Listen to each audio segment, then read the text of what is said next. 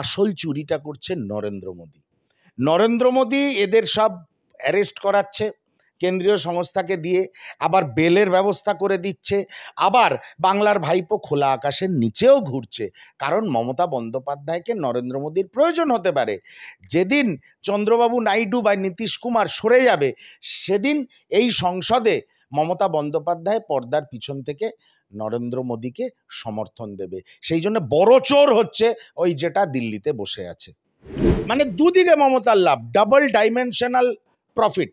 একদিকে নতুন করে নিয়োগ প্রক্রিয়াতে সরকারি তহবিলে টাকা ঢুকবে, আরেক দিকে আমি গালাগালিও করতে পারবো যে এই বিরোধীরা কোর্টে গেছে বলে এদের চাকরি আমি রাখতে পারলাম না। তৃণমূল কংগ্রেস যখন ওদের স্বচ্ছতা, ওদের ভালো মানুষই, ওদের ভালো ভালো সব কিছুই হচ্ছে নাটক। একটা মুখোশের আড়ালে মমতা বন্দ্যোপাধ্যায় একটা দুর্বৃত্তদের দল চালাচ্ছেন, যেটা পলিটিক্যাল পার্টি নয়। আমার ভাষায় Trinamool Congress is a political gang. ওদের কিছু যায় আসে না, ওদের একটা জিনিসেই যায় আসে, মমতা বন্দ্যোপাধ্যায়ের একটা জিনিসেই যায় আসে, যে আমার দলের লোকেরা সৎপথে হোক বা অসৎ পথে হোক টাকা রোজগার করতে পারলো কিনা। আজকে সারা বাংলা জুড়ে যে গরু, কয়লা, বালি, খাদ্য, মাথার ছাদ সব কিছু নিয়ে দুর্নীতি হয়েছে এবং শেষ অবধি আগামী প্রজন্মের চাকরি অবধি বিক্রি হয়ে গেছে। মমতা বন্দ্যোপাধ্যায়ের মুখে এর জন্য কোনো রিপেন্টেন্স নেই, কোনো অনুতাপ নেই। উল্টে উনি কি বলছেন যে যারা ন্যায় বিচারের জন্য আদালতে গেছিল তারাই দায়ী এদের চাকরি খাওয়ার জন্যে। মানে আমাদের মেনে নিতে হবে যে তৃণমূল কংগ্রেসের লোকেরা যারা চাকরি বিক্রি করেছে তারা ঠিক করেছে। তাদের যারা পয়সা দিয়ে চাকরি কিনেছে তাদের চাকরিটাও, অযোগ্যদের চাকরিটাও আমাদের মেনে নিতে হবে, আর যোগ্যরা রাজপথে বসে থাকবে। এটাই তো মমতা বন্দ্যোপাধ্যায়ের চাহিদা। সেই জন্যে মমতা বন্দ্যোপাধ্যায় এইসব স্বচ্ছতা, সততা, দেখো না আজকাল আর সততার প্রতীক হোর্ডিং লাগায় না, সে হোর্ডিং অনেকদিন গায়েব হয়ে গেছে। এখন আর লাগছে না বাংলার গর্ব মমতা, গায়েব হয়ে গেছে। এখন আর লাগছে না বাংলা এই মেয়েকেই চায়, সেটা গায়েব হয়ে নিজেই বুঝতে পারছে যে আমি কোন রসাতলে নিজে এবং বাংলার মানুষকে ডুবিয়ে দিয়েছি। মুখ্যমন্ত্রী চাকরি না দিয়ে তিনি ভাতা দিতে চাইছেন, তাহলে কি কোনোভাবে যুব সমাজের মুখকে তিনি অফ করতে চাইছেন এইসবগুলো ভাতা প্রদান করে? আগামী প্রজন্ম চাকরি চাইবে না, কলকারখানা চাইবে না। তাদের বাড়ির বয়স্ক যারা আছে তাদের 1000, 1500, 2000 টাকা ভাতা দিয়ে চুপ করিয়ে রাখবো। বাড়ির মেয়েদের কন্যাশ্রীর একটা সাইকেল দিয়ে দেবো, তাতে খুশি। আবার বাড়ির ছেলেটির যখন নেশা করার ইচ্ছা হবে, বোনের কন্যাশ্রীর সাইকেলটা নিয়ে পাশের হাটে গিয়ে বিক্রি করে দেবে। মানে সঠিকভাবে পড়াশুনো করে চাকরি পাওয়া, সেটা কলকারখানা হোক বা সরকারি অফিস হোক, এই দিকে মমতা বন্দ্যোপাধ্যায় হাঁটতে চাইছে না।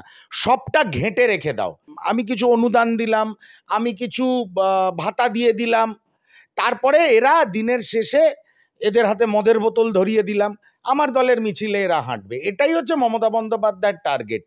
পারফেক্ট প্রফেশনাল তৈরি করার কোনো মানসিকতা মমতা বন্দ্যোপাধ্যায়ের নেই, না আগে ছিল, না আগামী দিনে থাকবে। উনি কনস্ট্রাকটিভ পলিটিক্স করেন না, উনি ডিস্ট্রাকটিভ পলিটিক্স করেন। দেখলাম যে তৃণমূল থেকে যেই নিয়োগ দুর্নীতি হচ্ছিল তার বিচারাধীন অবস্থাতে আবার নিয়োগের জন্য তড়িঘড়ি করছে, তাহলে কি এটা কোনো কিছুকে আড়াল করার চেষ্টা? দেখুন, আদালত যদি কোনো ভার্ডিক্ট দেয় যে নিয়োগ প্রক্রিয়া চালু করতে হবে, সেটা রাজ্য সরকারকে করতেই হবে। আবার সাইড বাই সাইড এতে রাজ্য সরকারেরও লাভ আছে। নতুন করে নিয়োগ প্রক্রিয়া হবে, নতুন করে সরকারি তহবিলে ওই বেচারা যারা প্রকৃতপক্ষে যোগ্য চাকরি প্রার্থীরা, যারা পরীক্ষা দিয়ে পাশ করে চাকরি করছিল, তাদের পকেট থেকে কিছু টাকা আবার বার করে নেওয়া যাবে।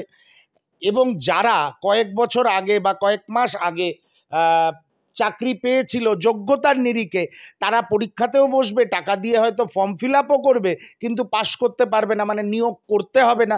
সেই জন্যে সব মিলিয়ে মমতা বন্দ্যোপাধ্যায় খুব উৎসাহিত। আবার এদের চাকরি চলে গেল, এইটা বলতেও মমতার সুবিধা হবে, বলবে যে আইনজীবীরা কোর্টে যাওয়ার দরুন এদের চাকরি চলে গেছে, বাংলার বিরোধীরা চায় না এরা চাকরি পাক। মানে দুদিকে মমতার লাভ, double dimensional profit.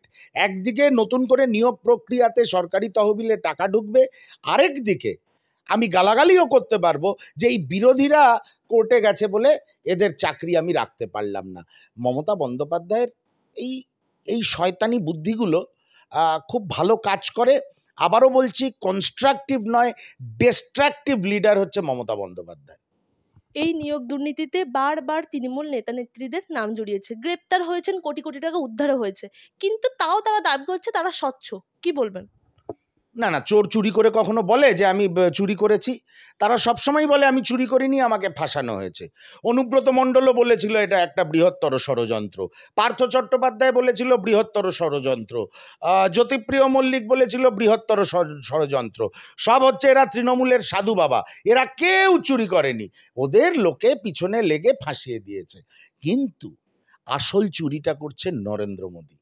Narendra Modi এদের সব অ্যারেস্ট করাচ্ছে কেন্দ্রীয় সংস্থাকে দিয়ে, আবার বেলের ব্যবস্থা করে দিচ্ছে, আবার বাংলার ভাইপো খোলা আকাশের নিচেও ঘুরছে। কারণ মমতা বন্দ্যোপাধ্যায়কে নরেন্দ্র মোদীর প্রয়োজন হতে পারে। যেদিন চন্দ্রবাবু নাইডু বা নীতিশ কুমার সরে যাবে, সেদিন এই সংসদে মমতা বন্দ্যোপাধ্যায় পর্দার পিছন থেকে নরেন্দ্র মোদীকে সমর্থন দেবে। সেই জন্য বড় চোর হচ্ছে ওই যেটা দিল্লিতে বসে আছে। তৃণমূল কংগ্রেসের মুখপাত্র কুণাল ঘোষ দাবি করছেন যে এই চাকরি খাওয়ার রাজনীতি করছে বিরোধীরা, তাই বারবার মামলা করে জট পাকাতে চাইছে। কে কে এই রকম মামলা করছে তাদেরকে ঠিকভাবে চিনে রাখুন। কি বলবেন? আমি কুণাল ঘোষকে বলবো, আগে আপনি আপনার নেত্রীকে চিনে রাখুন, যে নেত্রী আপনাকে দুর্নীতির দায়ে জেল খাটিয়েছিল, তারপর বিরোধীদের দিকে আঙুল তুলবেন। আপনার দলের লোকেরা চুরি করেছে, গরু, কয়লা, বালি সব কিছু চুরি করেছে, ধরা পড়েছে, জেল খেটেছে, তারপর নরেন্দ্র মোদীর সঙ্গে সেটিং করে আপনার নেত্রী তাদের বেল করিয়েছেন। এগুলো তো প্রুফড, এগুলো প্রমাণিত। আমরা বিরোধীরা তো নতুন করে বলছে না। আর চাকরি চুরি হয়েছে, হাজার হাজার ছেলে মেয়ে রাস্তায় বসে আছে, কুণালবাবুর সেদিকে নজর পড়ছে না। কুণালবাবুর মনে হচ্ছে যে এই চাকরি দুর্নীতির বিরুদ্ধে আদালতে যাওয়া মানে ওনার অ্যাকচুয়ালি কুণালবাবুর সমস্যাটা কি? কুণালবাবুর সমস্যাটা হচ্ছে ওদের দলের যেই চোরগুলো চাকরি বিক্রি করেছে টাকার বিনিময়ে, তাদের বাঁচানো। সেটা বাঁচানো যাচ্ছে না, বারবার এটা সারফেসড হয়ে যাচ্ছে যে তৃণমূল কংগ্রেসের নেতারা পয়সার বিনিময়ে চাকরি বিক্রি করেছে। সেই জন্যে আজকে আমরা যখন বা আইনজীবীরা যখন আদালতে যাচ্ছে, তখন কুণালবাবুর খুব গায়ে লাগছে। কুণালবাবুকে বলি একটা কথা, যে ওনাকে ওনার নেতৃত্ব জেল খাটিয়েছিলেন, সত্য মিথ্যা প্রমাণিত অপ্রমাণিত সেই বিষয়ে আমি ঢুকবো না, জেল খাটিয়েছিলেন।